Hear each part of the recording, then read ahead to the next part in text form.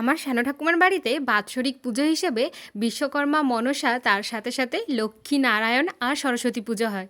আর সেটার কারণ আমার শ্যানো দাদু যখন বেঁচে ছিল তখন পেশায় একজন শিক্ষক ছিল, আর তার পাশাপাশি একটা প্যান্ডেলেরও বিজনেস ছিল। ঠিক তখন থেকেই ওই প্যান্ডেলে বিশ্বকর্মা আর মনসা পুজো হতো।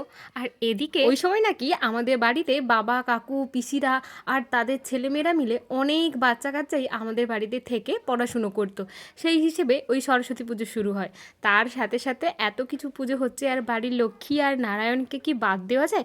সেই হিসেবেই আমাদের বাড়িতে শুরু হয় এই বাৎসরিক পুজো। তবে অনেক বছরই হলো দাদু আমাদের ছেড়ে চলে গেছে, কিন্তু পুজোটা শ্যানো ঠাকুমা এখনো প্রত্যেক বছরই করিয়ে যায়। আগে আগে দেখতাম ওই বিশ্বকর্মা পুজোর দিনই আমাদের এই সব পুজোগুলো হতো, কিন্তু এখন তো তোমরা জানোই পুজোর দিন ঠাকুরমশাইয়ের কতটা চাপ থাকে। আর যেহেতু আমাদের বাড়িতে এতগুলো পুজো হয় তাই সারা দিনের ব্যাপার, তাই ঠাকুরমশাই আগেই একটা ভালো দিনক্ষণ দেখে আমাদের বাড়ির পুজোটা সেরে দেন। এই দেখো না, এবছরের বিশ্বকর্মা পুজোতে এখনো 10 দিন মতো বাকি, কিন্তু আমাদের বাড়িতে তার আগেই পুজো হয়ে যায়। আজকে দুপুরে নিরামিষ রান্নারই আয়োজন হয়েছে। মেনুতে ছিল আলু ভাজা, ডাল, বৈতাল আলুর তরকারি, ফুলকপির তরকারি, সাথে ছিল এই ভাপা পনির। উফ, কি যে সুস্বাদু ছিল কি বলবো। তারপরে এত বড় মিষ্টি, চাটনি, পায়েস আর দই। এই যে আমাদের মিঠাই রানী ওরফে আমার লুলুবুড়ি, একে জিজ্ঞেস করছিলাম, বনু তোর মেনুতে আজ কি কি ছিল রে? ও তো ওর মতো করে অনেক কিছুই বললো।